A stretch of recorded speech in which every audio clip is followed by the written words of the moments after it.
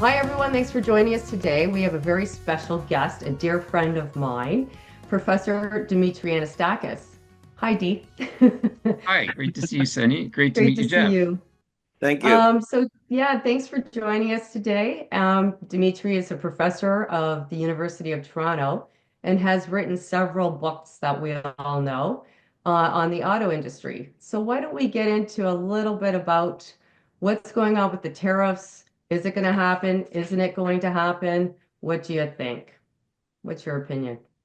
Well, it's like dealing with a squirrel that recently got hit by a car and who happens to be your landlord when you're dealing with Trump because we don't know what's going to happen with tariffs. They Yeah. come, they go, they're implemented, they're partially implemented, they're not implemented. This is the problem with Trump and this situation that we find. Even if tariffs are not imposed, and we know that there are some tariffs being imposed already on steel and aluminum, it has a tremendous impact, whether or not the tariffs are there, because it just leads to a kind of situation of uncertainty that is so bad for business and the business environment. I mean, we know this. People who want to invest, they want to invest in stable landscapes, in stable economic situations. And this is the opposite of this because Trump keeps coming up and down in terms of where he's going to be.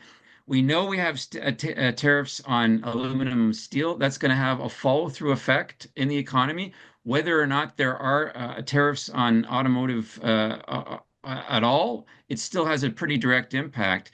And we know that he's planning to impose reciprocal tariffs as well in the next few days, which will have another tremendous impact for the economy. And, this is the thing. All this kind of crazy roller coaster of tariffs, it may have be targeted at us as Canadians and other countries around the world that trade with the United States, but it really ends up putting the bullseye right on American consumers, American business, and the American economy.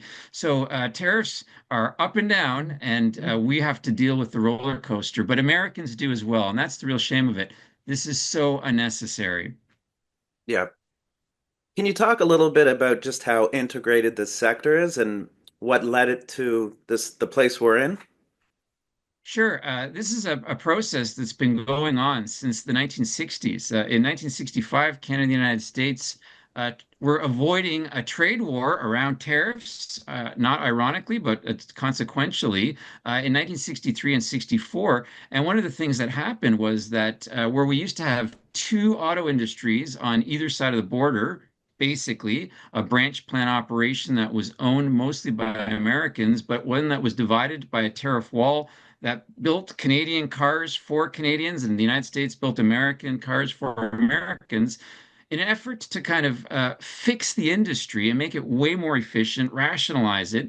The United States, with the auto industry and the Canadian government, all got together and in 1965 created the Canada-US Auto Pact, which was a trade agreement, which was a managed trade agreement that really did facilitate an integration of the Canadian sector into the American sector. So instead of General Motors in Oshawa building, 30 different vehicles just for sale in Canada, now they built three vehicles that were for sale and being produced for all of North America.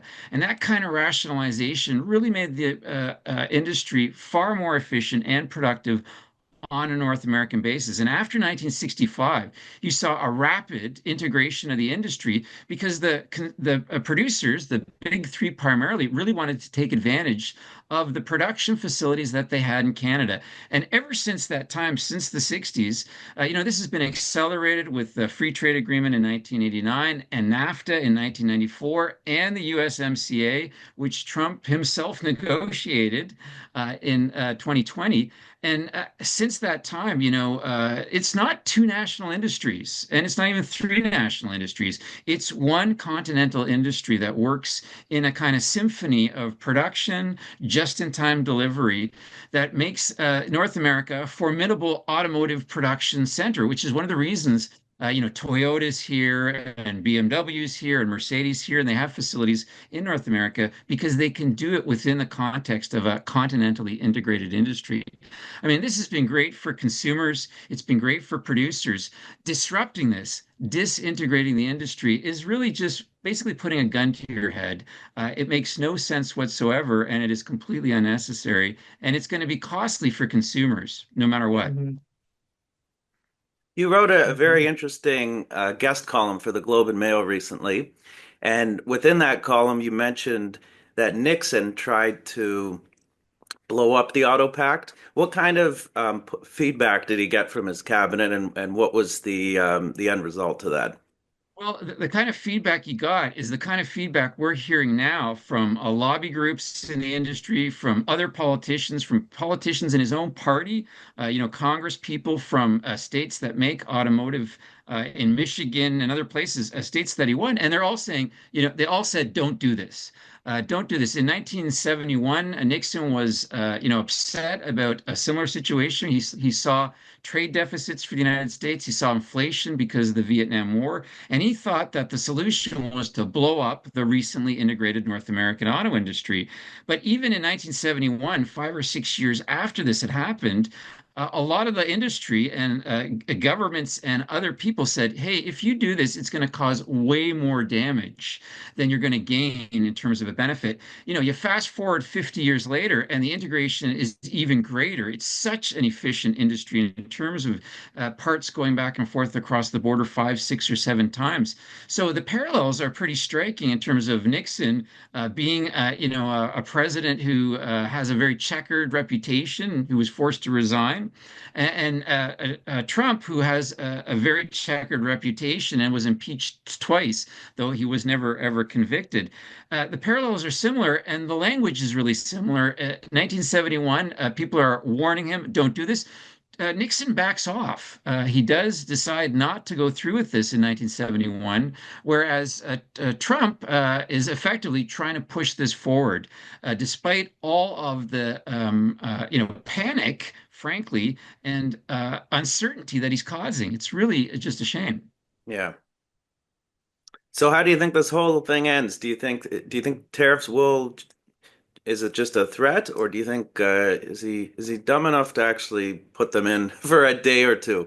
I think he's dumb enough to put them in. Yeah. We have a little bit of a track record with this guy, and we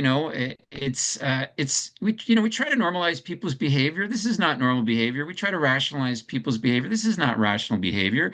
He did this in 2016 and 17, and he did cause great disruption. It did cost American jobs. It did drive the price of goods up. It did boost inflation when he did have those small tariffs on aluminum steel, even back then.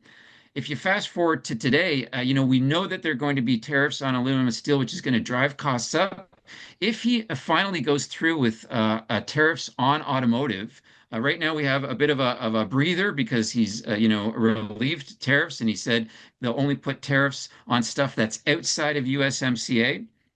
But even then, he's probably going to go through with some form of tariffs because he can't back down at this juncture, which is going to really cost American consumers a lot of money. I mean, if he goes through with tariffs on automotive, even if it's 25%, which is a crazy amount, the average cost of a car is going to go up 5, 6, 7 thousand dollars, and the number of vehicles that people are going to be able to, look for to purchase on a dealer lot is going to be reduced because a lot of cars are not going to get sold into that market.